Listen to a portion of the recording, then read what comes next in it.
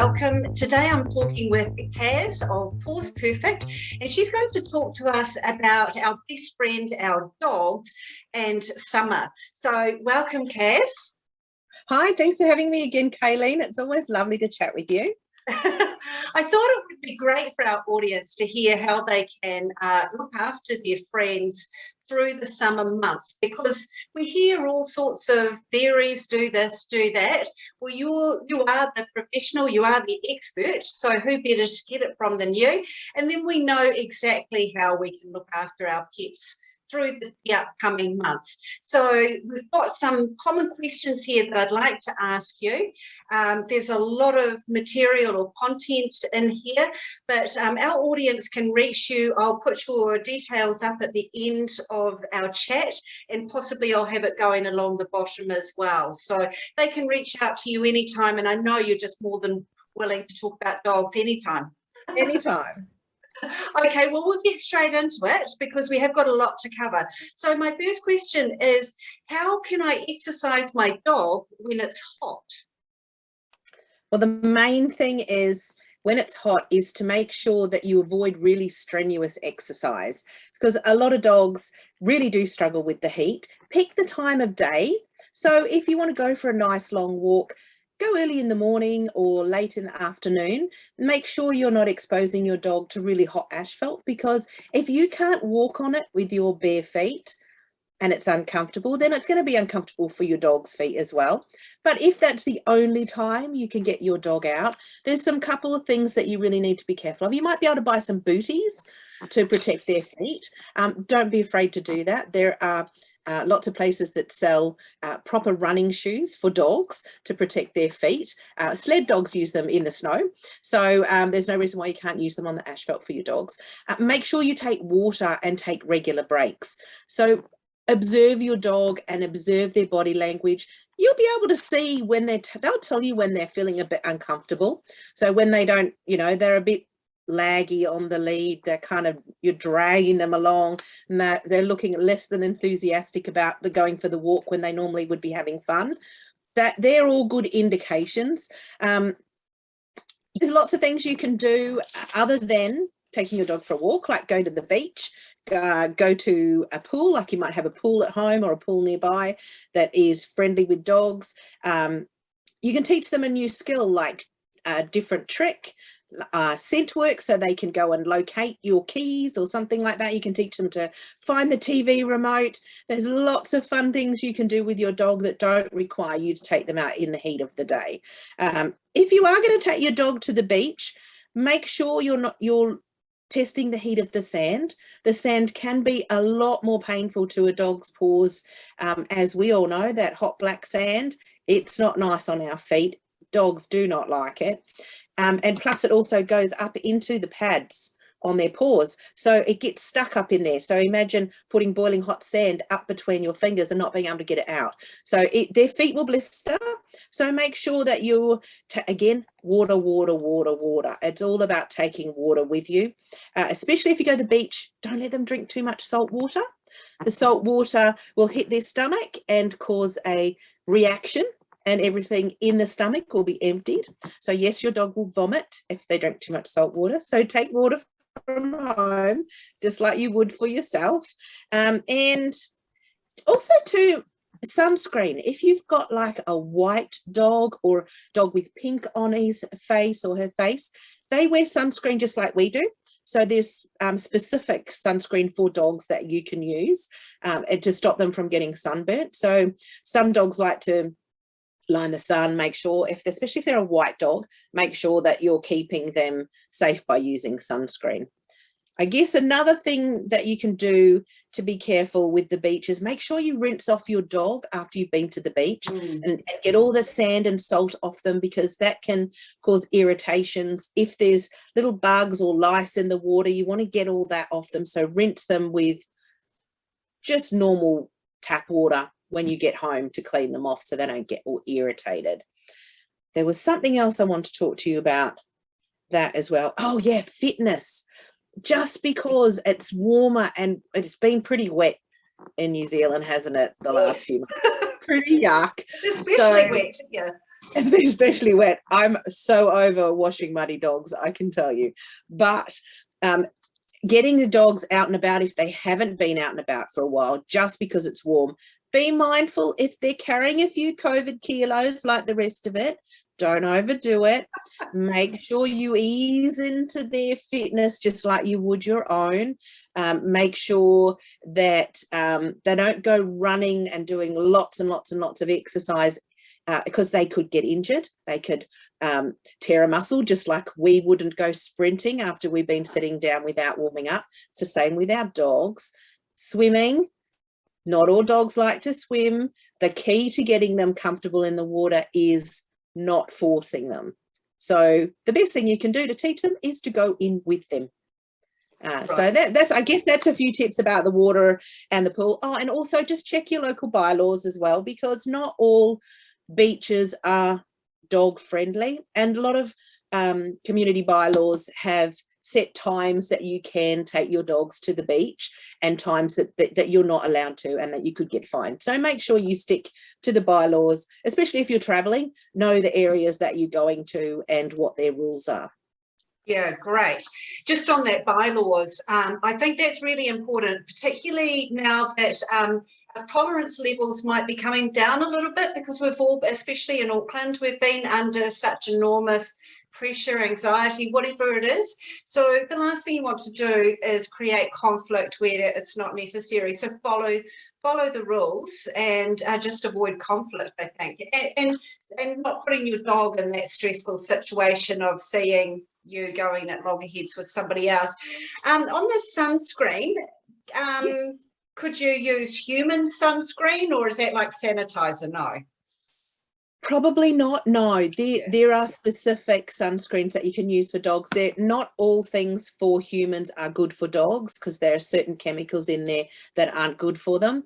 I guess I just wanted to touch on something you said about conflict. Beach conflict is probably where a lot of things happen with dogs and people on beaches. Okay. So there is a thing called beach etiquette, and it's a real privilege for people with dogs in New Zealand to be able to go to beaches, and we should really treasure that as dog owners. So please pick up after your dog. If your dog doesn't have a good recall, which means if you can't call your dog and get them to come back when their dog sees a seagull, don't let them off the lead, because the last thing you want to do is have them barrel over some child that's in between you and the seagull. If they love children, and there's lots of kids on the beach at summertime, and you can't get them to come back if they see children, don't let them off the lead. Your dog's going to still have lots and lots of fun because they're out in the big wide world with their person. So use a lead, be responsible, be respectful of other people on the beach, and remember, not all people like dogs, and also not all people dislike dogs, but not many people like being accosted when they're first met. Yes, so if you don't run up to people and give them a big hug when you meet them, they're probably not going to want the dog to do it either. So, just give people a bit of space, be respectful, and follow the common courtesies of beach etiquette. Yes, that's great. And of our environment as well. I know I've been to regional parks and seen the dogs not on leads, and you do see them chasing birds, and it's disruptive, and it's not the go. Hey, just on the beach etiquette, also, I'm quite averse to people encouraging or allowing their children to go and pet strange dogs, and that happens a lot on beaches. What is your opinion, your professional opinion on that? So I think children need to learn really early on, and that it's the parents' responsibility to keep their children safe. It's also the dog owner's responsibility to keep their dog safe. So not all dogs like children, and not all children like dogs. So we need to teach them how to interact together. All children should learn, and most of them learn this in school, that they need to ask permission before they go and meet a strange dog. So they need to ask permission from the person that they're with, because we don't want them walking up to any old stranger just because they've got a cute dog, because that could be really dangerous. And then if it's okay, and their person says that it's okay that they can go and meet somebody, they need to then ask the person who's got the dog with them if they can meet the dog, and that person will tell them how they're interacting with that dog, what's the best way to pat their dog. Children should never, ever, ever approach a dog if it's not accompanied by a person. Right. If a dog's on its own, they should completely leave it alone. Right. That's great advice. And just from personal experience, it doesn't matter whether it's a little dog or a big dog. I know my oldest son, when he was 2, was attacked by a little dog and ended up in microsurgery for his face. So the size really doesn't matter, does it?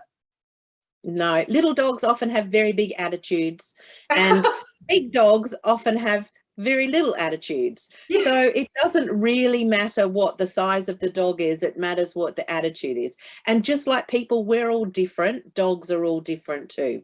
So you can get a big gentle giant, like a big fluffy Leonberger, weighs 70 kilos, and he could be the most gentlest giant you've ever met. And then you can have a Chihuahua that will try and take your leg off. Nothing against Chihuahuas. I've met some of the most adorable little Chihuahuas. So please don't anyone take offense to that either. But yeah, so I'm trying to just give you an idea that just because they're little or big doesn't mean they're any less of a dog, because all dogs are dogs. Yes. And the only way they can communicate, usually if they're not happy, is to use their voice, which is their growl or their bark. So that'll be another thing to be aware of. Watch a dog's body language. They'll also tell you whether they're happy or not, whether they want to meet you or not. Right, great. And as I suspected, there's so much we could talk about, but now we're going to move on. So, let's stick to the topic. That could be another topic for another day. So let's move on to question number 2. So what are your pro tips for traveling with your dog in summer? Because we all love to take our dog not wherever, but we often like to take it places. So how do we do that best? Okay, so if you're going via air, my recommendation would be to engage the services of a reputable pet travel company. They know all the ins and outs. They know all the airlines. They have the ability to go and manage the dogs behind the scenes where we don't. They're the people that will look after your pets. Don't stress air travel. Find a reputable travel company and utilize them. It's not worth it. Not worth the risk to your dog, and your dog will be perfectly safe in their care. Okay. So that's what I would recommend. Also remember that a lot of airlines won't ship dogs or travel with dogs in summer as well. So be very careful about, again, using a pet travel company is the way to go, because they know who uses, which airlines will ship animals and which won't, and where you can go and where you can't go. So wow, didn't know any of that. Okay. So I guess the other way we go is by car. So most of us will be taking our dogs with us in our cars. If you don't have to take your dog with you, don't do it. Okay. There's so many dogs, if you're not prepared, can die in cars. And let's just be really real about this. Dogs will overheat in a car a lot quicker than we will. So it's very important that we protect them. So if you don't need to take them with you, leave them at home in the shade with some water. Put them in a boarding kennel. They'll have a lot of fun with the other dogs. If they don't need to go, don't take them. If you've got somewhere for them to go and it's just getting from point A to point B, then make sure you keep them securely restrained within your vehicle when you travel. Either use a crate or a harness that attaches to the seatbelt, just like you wouldn't let your kids roll around in the car without a seatbelt. Don't let your dog do it either. Make sure they're adequately constrained. It's all well and good until something bad happens. It's like with all of these safety measures, everything's fine until something goes wrong. So let's make sure we don't get it wrong. Make sure you've got a really well ventilated vehicle. So if you're going to be in the car for a few hours, make sure the air conditioning's on. If you need to stop for any period of time, make sure you've got a fan. I personally use the Ryobi fan because I think they're fabulous, and they've got a battery and they just hook onto my crate. Keeps the air flowing and circulating through the vehicle. Okay. So it helps the hot air come out, which is really important. Use a cooling pad. You can buy cooling pads from a lot of the hardware stores like Bunnings and Mitre 10, and they're like a blue gel-filled mat that you can put in the freezer before you go, and then they put it underneath their bed in the car and it keeps them nice and cool. Or if you don't want to spend money on that kind of thing, just get some ice blocks and wrap them up in a towel, and the dog can then lean on that when they're getting a little bit overheated, or just a plain old wet towel will do. Okay. Cool. It helps to reduce the temperature. So what we're trying to do is when the dog's in the vehicle, if it's stationary for any period of time where you need to leave your dog in the car, there are lots of things you can do. One is park in the shade. Make sure you've got adequate ventilation in your vehicle. Remove the heat from the exterior of the vehicle as much as you can. So there are metal shade cloths that you can put over your vehicle to reflect the sun away from the vehicle. Just the windshield shades that you can put on that reflect the sun off the windows, put those on your vehicles if you're leaving your dog in the car. And use a vent lock or a silencer lock door lock extension bar, which locks your vehicle in an open position, which allows for the air to come in where the dog's lying in a comfortable position. If you've got your windows open, one, your car's not secure. Yes. And two, the dog's got to get up into the hot air of the vehicle in order to get the fresh air. So think about different tools that you can use that can help your dog to stay comfortable in a car if you need to. Don't leave them for any length of time. You can also buy little things. What did I just buy the other day? A little thermometer that you can put inside your vehicle that tells you what the temperature inside your vehicle is. And it's got a little, what's it called? Like a little Wi-Fi, a little Bluetooth that tells you can take one bit with you and leave the sensor in the car. So you could be doing your grocery shopping on your way to your holiday home, and it'll be telling you it's 21 degrees, it's 22 degrees, it's 23 degrees, need to get out and open the door. Oh my goodness. I don't leave my dogs in there anything over 24 degrees. I've been known to leave my groceries at the counter while I go and open the boot of my car. Good on you. You have to, make sure, don't kid yourself, if they're in there too long and it's too hot, they will die. So it's not something that we just say to upset people. It's a really important thing to be aware of. Lots of water, a spray bottle with water in it. So in summer, make sure you've always got a nice big bottle of water in the vehicle, and also a spray bottle, because if they do get overheated, you can use the spray, which we'll talk about in a minute, to help cool your dog down. Okay, all right. So the Sir Lancelot, you briefly mentioned that, but I know this is a tool of yours, and it's amazing because actually it keeps your car secure while allowing ventilation through. So we won't go into all how it works and that sort of thing. But if anybody out there is interested, you need to talk to Kaz about Sir Lancelot. It really will give you peace of mind.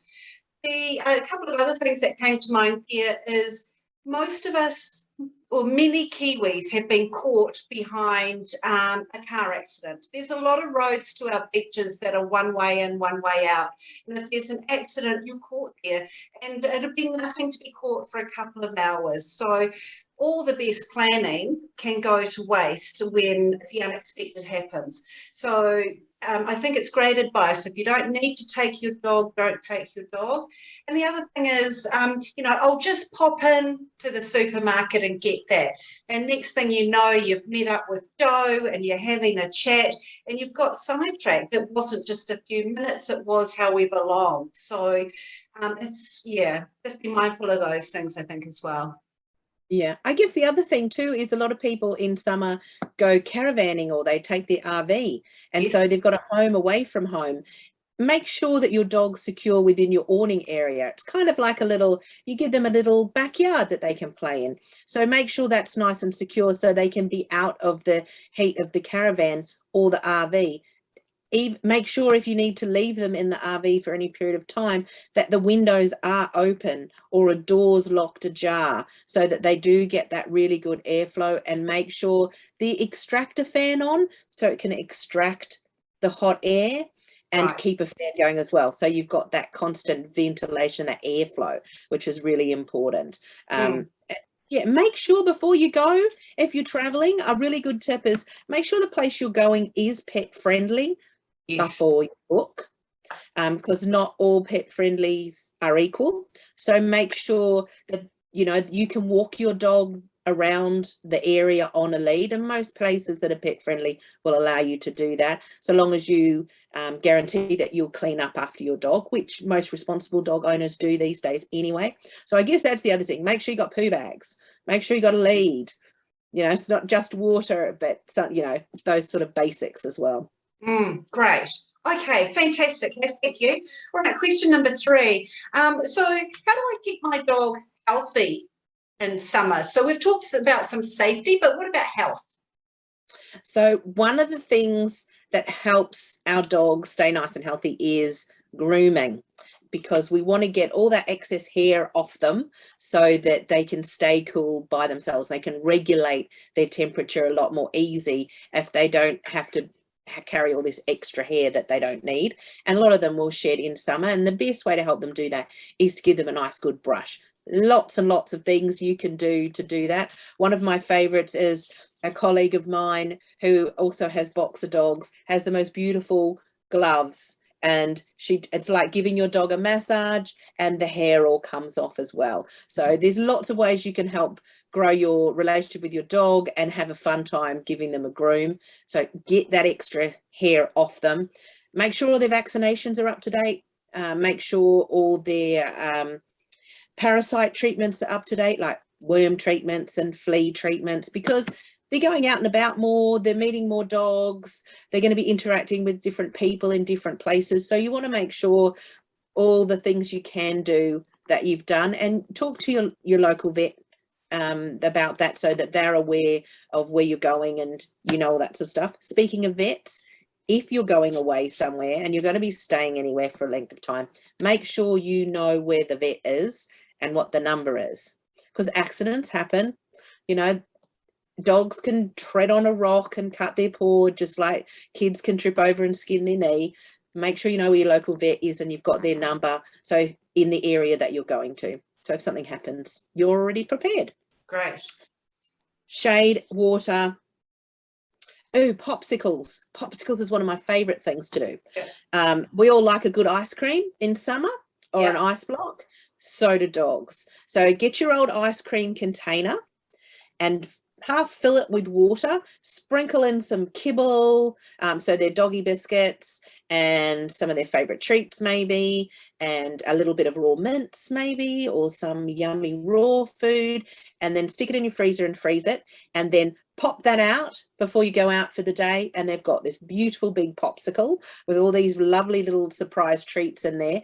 Keep them happy for hours and hours and hours, and it'll also help to keep them cool. So it's enrichment, fun, and yum. So which is great. Hours and hours of fun. Shade and water. So make sure if you're leaving your dog at home, so there's somewhere for them to go where they can keep cool. So it might be something like under the house. They have got access to go under the deck if you don't have a lot of trees. The dog's kennel is not always going to be the best place for them in summer, because usually that's put in a nice sunny spot, and that's just going to be like a little oven for them. So you want to make sure they've got somewhere really cool that they can go, nice shady trees, under the deck or under the house, somewhere that they can be really cool. And pay attention to your dog in summer. Watch them. They will tell you when they're feeling uncomfortable. Okay, great. Now, what about things like fleas, and do we have ticks in New Zealand? Is that a possibility? Yeah, we do have ticks, but not like my home country of Australia. We don't have the paralysis tick over here, thank goodness. Right. But it's still a very unpleasant experience for a dog and can make them really, really sick really quickly. So the best thing to do is make sure that they've got their vaccinations or their treatments are all up to date, because that will help aid. And if you, for example, you might go walking through a paddock that's just had a herd of cows in there, and you've got a young dog who to a tick tastes like candy, and they're just going to flock to a young dog. So you want to make sure that when they take a little bite out of a puppy, because that's what they do, they bite them, that they go, ooh, yuck, that tastes terrible, not yum, I'll stick here and bring my friends. So vaccination and treatment is the best way to go. It keeps your puppy safe and happy, because you don't want to have any kind of horrible things go wrong. Yeah. Okay. Fantastic. Thank you. All right.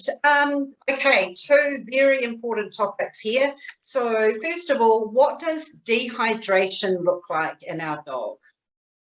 Okay.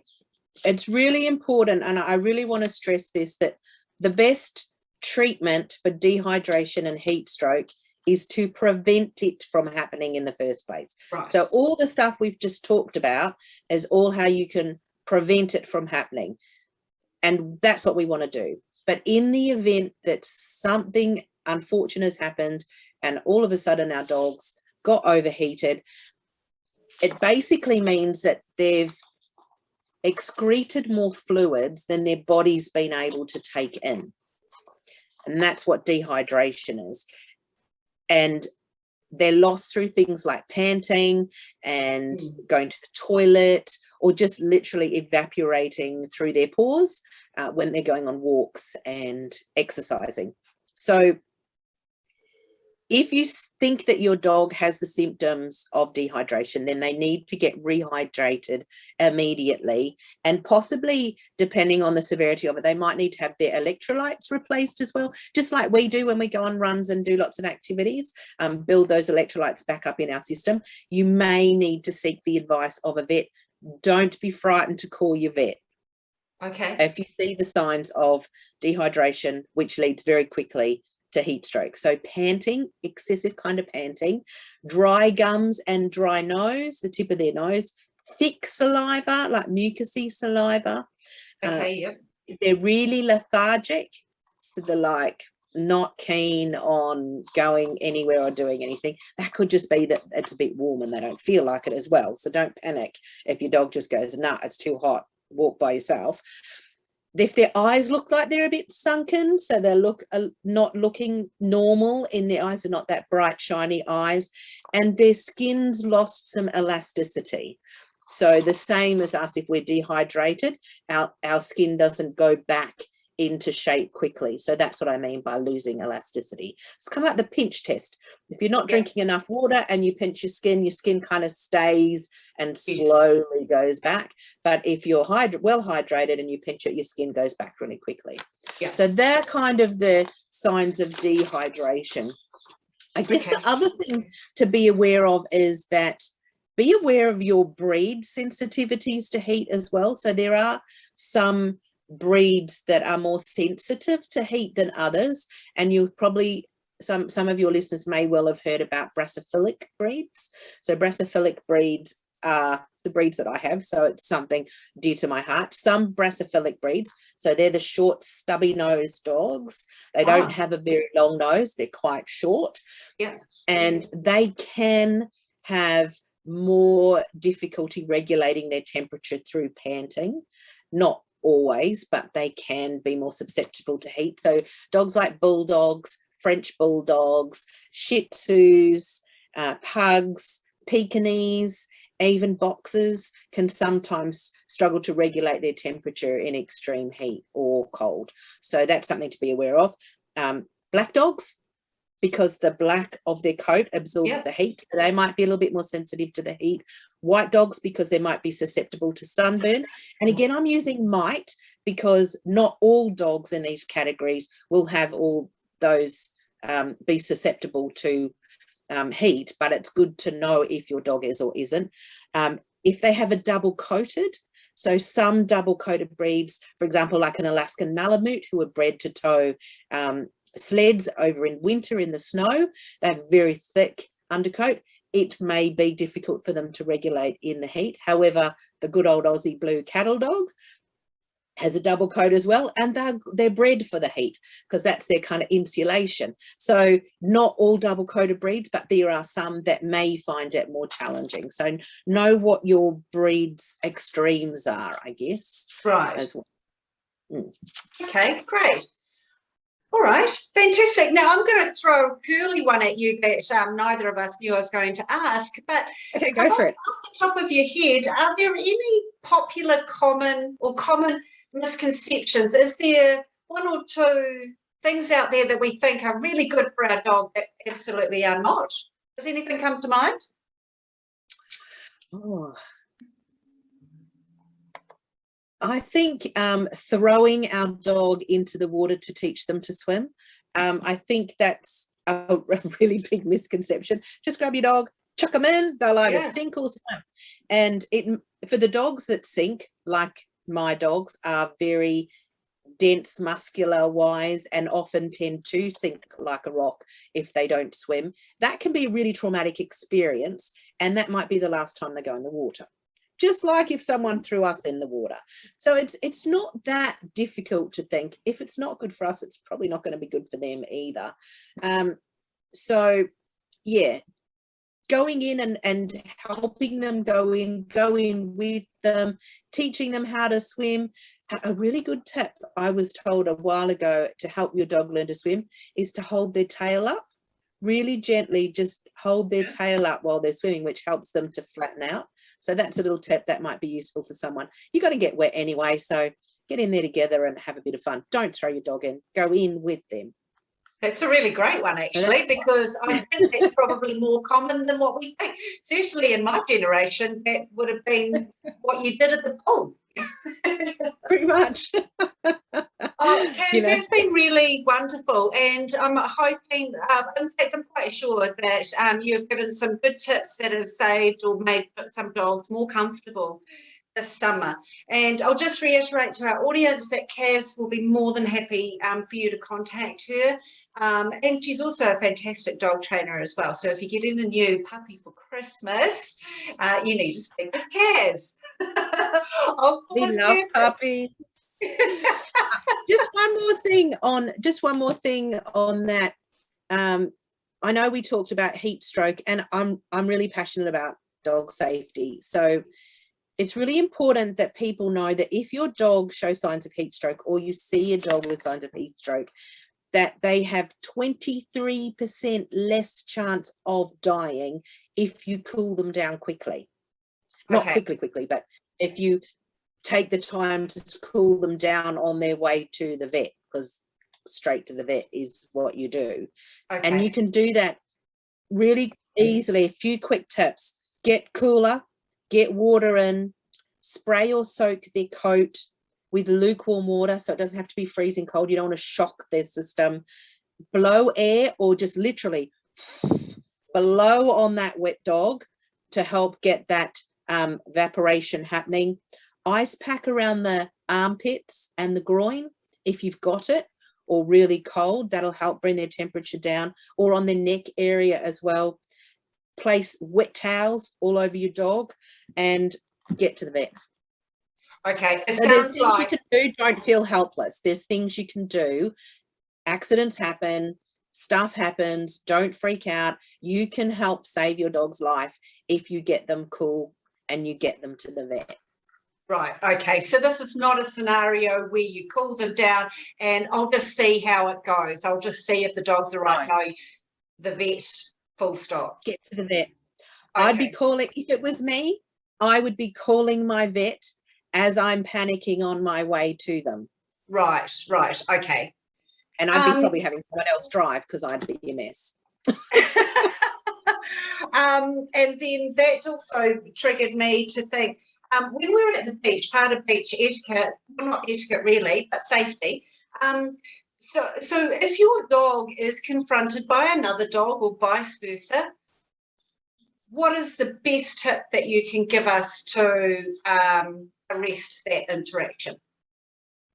Okay, the best thing and your responsibility is to keep your dog safe, because your dog trusts you to manage the situation. Put a lead on your dog and get away. It's not your job to coach or train the other person. It's not your job to tell them what they need to be doing. You can flick them my card. I'll be happy to do that for them. But in a lot of cases, people think they're doing the right thing and their dog's overwhelmed by the beach environment. Probably that you've missed the signs leading up to it. So I say everything can be avoided if you are mindful of what's going on around you. So try and stop it from happening before it's happening. If you're just letting your dog wander off and you're on your cell phone, you're not actually participating in the beach walk. Put your phone away. It's only half an hour. Be with your dog, watch what's going on around. And if you see another dog, you can see them coming. That dog that's out of control, having the best time ever with no supervision, just turn your dog around and go the other way. You don't have to, there's no rule that says you have to go from one end to the other and then back. You can go halfway and back until that dog goes home, and then you can go to the end. So just be aware of what's going on around you. You can avoid a lot of conflict situations well before they happen, and be there with your dog and be in the moment with them and try to avoid those situations before they happen. If they happen, put your lead on and walk away. Yeah, is the best way to do it. If you've left it too late and there's been contact, then you need to make sure that your dog's welfare is your high priority. There'll be somebody else who's taken videos of it later. Worry about that later, but make sure your dog's safe first. That rarely happens these days. Most people keep their dog safe. It's not the norm. It's something that's rarely happens. It does happen on occasion, but if you see it happening, just walk away, go to another direction. Great or advice. What I used to do when I was at the beach, I'd go into the water. Very few people and their dogs will follow you if you and your dog go in together. Yeah. Wander off out to the shore, out to the horizon. Most dogs will go up to their rib cage and then go, oh no, that's too hard. Yeah. Make sure your dog can swim, of course. Yeah. My dog was a very strong swimmer, but he used to get a lot of attention on the beach because he was very confident, and he wasn't interested in playing with anybody else. He just wanted to go for a walk with mum. So I just didn't wear shoes. We just used to walk 2 meters a lot in the water, which is great fitness for your legs, by the way. Through the water. Good fitness for your dog as well. And yeah, you have a peaceful, pleasant experience. Yeah. Hey, Kaz, thank you so much. I'm so looking forward to sharing this with our audiences. That's really helpful information. I'm a dog owner as well, so I'm really excited to use all that information come summer. Thank you, everybody, for joining us. I hope you found it helpful. Thank you, Kaz. Bye, everyone. Have a great summer. Bye.